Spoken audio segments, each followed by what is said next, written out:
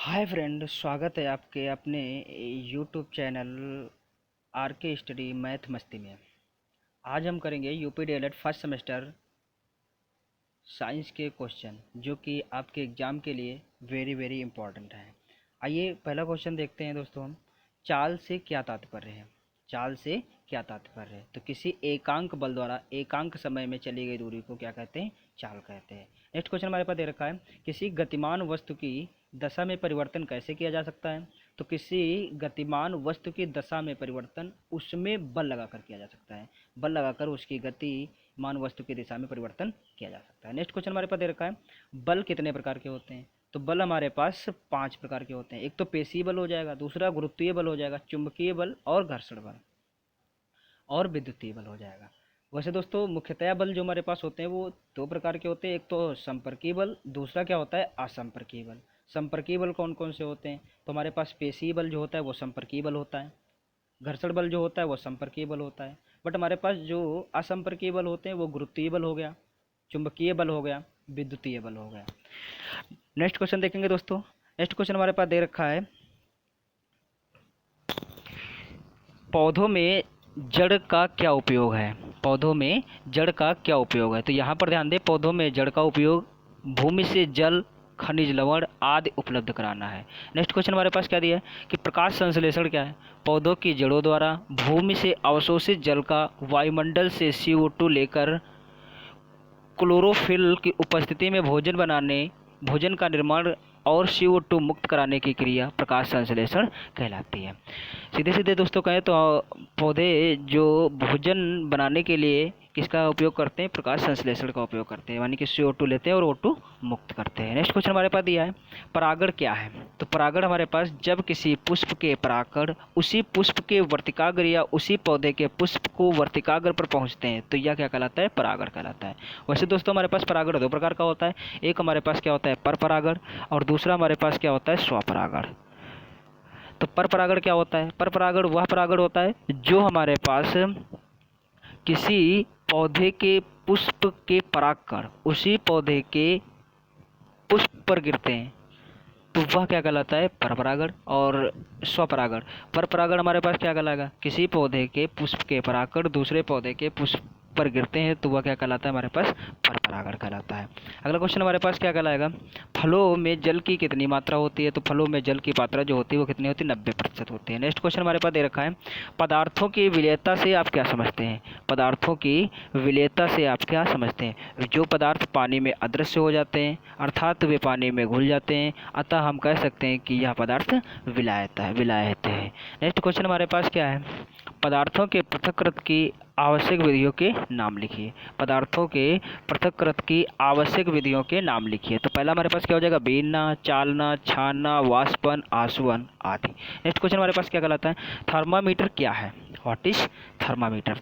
तो थर्मामीटर की सहायता से शरीर का ताप मापा जा सकता है। थर्मामीटर की सहायता से क्या किया जाएगा? शरीर का ताप मापा जाएगा। वैसे दोस्तों जो थर्मामीटर जो हमारे पास मापता है वो कितना मापता है? 35 डिग्री सेंटीग्रेड से 42 डिग्री सेंटीग्रेड तक ही मापता है। नेक्स्ट क्वेश्चन, ये भी क्वेश्चन इंपॉर्टेंट है जो कि आपके प्रीवियस ईयर में आया हुआ क्वेश्चन है कि जो थर्मामीटर मापता है वो कितना? 35 डिग्री सेंटीग्रेड से 42 डिग्री सेंटीग्रेड तक। नेक्स्ट क्वेश्चन हमारे पास क्या है, अगला क्वेश्चन जो दोस्तों दे रखा है, एसआई मूल राशियों की संख्या कितनी है? तो एसआई जो मूल राशियों की संख्या है वो हमारे पास कितनी है? 7 है।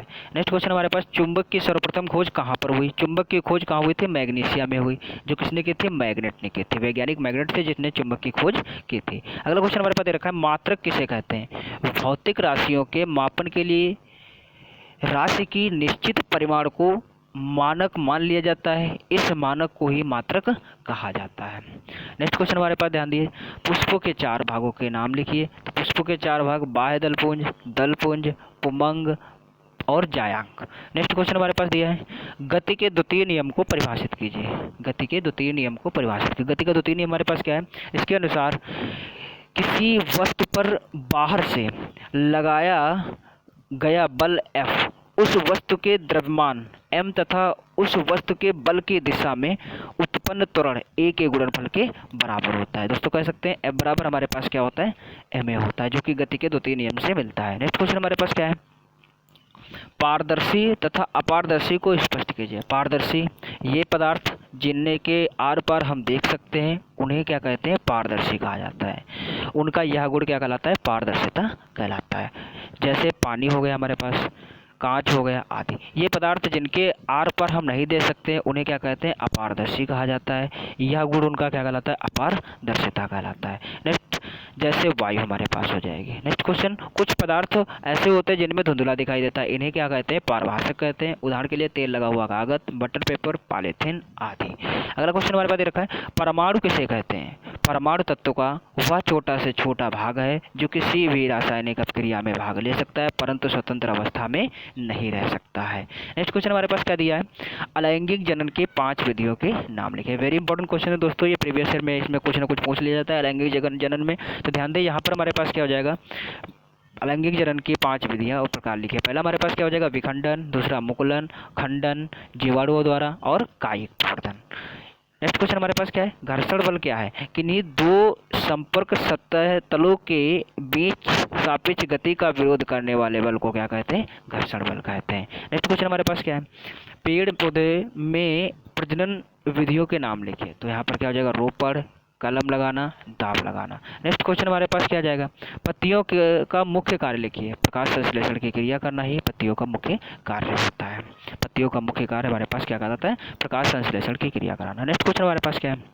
अगला क्वेश्चन है, ऊर्ध्वपातन किसे कहते हैं? उदाहरण देकर समझाइए। तो ऊर्ध्वपातन वे सभी पदार्थ जो गर्म करने पर बिना द्रव में बदले सीधे गैस के रूप में बदल जाते हैं ऊर्ध्वपातन कहलाते हैं। यह क्रिया क्या कहलाती है? ऊर्ध्वपातन कहलाती है। यह क्रिया क्या कहलाती है? ऊर्ध्वपातन। दोस्तों सीधे शब्दों में कहें तो यहाँ पर हमारे पास ऊर्ध्वपातन जो होता है वो क्या होता है?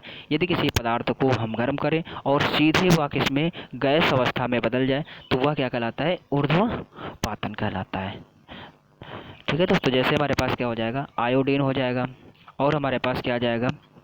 नौसादर हो जाएगा और कपूर हो जाएगा। अगला क्वेश्चन दिया है, ठोस पदार्थों की आकृति एवं आयतन कैसे होते हैं? तो ठोस पदार्थों की आकृति एवं आयतन सदैव समान अवस्था में होते हैं। नेक्स्ट क्वेश्चन, दूध किस प्रकार का मिश्रण है? तो दूध हमारे पास किस प्रकार का मिश्रण है? समांगी मिश्रण है। अगला क्वेश्चन हमारे पास दे रखा है, उपापचय क्रिया कितने प्रकार की होती है? तो उपापचय क्रिया हमारे पास मुख्यतः कितने प्रकार की होती है? 2 प्रकार की होती है। अगला क्वेश्चन, परागकण में गुणसूत्रों की संख्या कितनी होती है? तो परागकण में जो गुणसूत्र होते हैं वो हमारे पास कितने होते हैं दोस्तों? तो यहाँ मक्का में हमारे पास 20 हो जाते हैं, टमाटर में 24 हो जाते हैं, आलू के पौधे में 48 हो जाते हैं और ड्रोसोफिल में कितने होते हैं? 8 गुणसूत्र होते हैं। नेक्स्ट क्वेश्चन हमारे पास दिया है, जब कोई वस्तु अपने माध्य स्थिति के दोनों ओर गति करती है तो इस प्रकार की गति को क्या कहते हैं? इस प्रकार की गति को दोलन गति कहते हैं। नेक्स्ट क्वेश्चन हमारे पास, चौड़ी, मोटी और कटीली संरचना वाले मरुद्भिद पौधों का नाम लिखे। तो यहाँ पर हमारे पास क्या हो जाएगा? नागफनी हो जाएगी। अगला क्वेश्चन दोस्तों देखेंगे, ध्यान दें।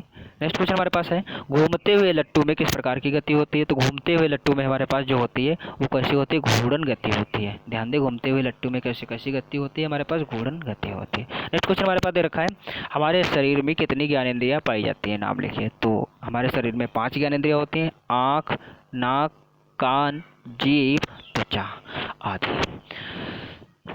कितनी होती है दोस्तों? हमारे पास 5 ज्ञानेंद्रियाँ होती है, नाक, आँख, कान, जीभ तथा त्वचा। तो दोस्तों ये थे यूपी डीएलएड फर्स्ट सेमेस्टर के वेरी इंपॉर्टेंट क्वेश्चन जो आपके एग्जाम में के लिए वेरी हेल्पफुल रहेंगे, वेरी इंपॉर्टेंट रहेंगे।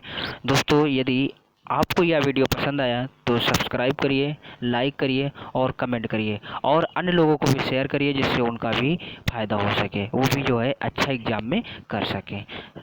बाय दोस्तों।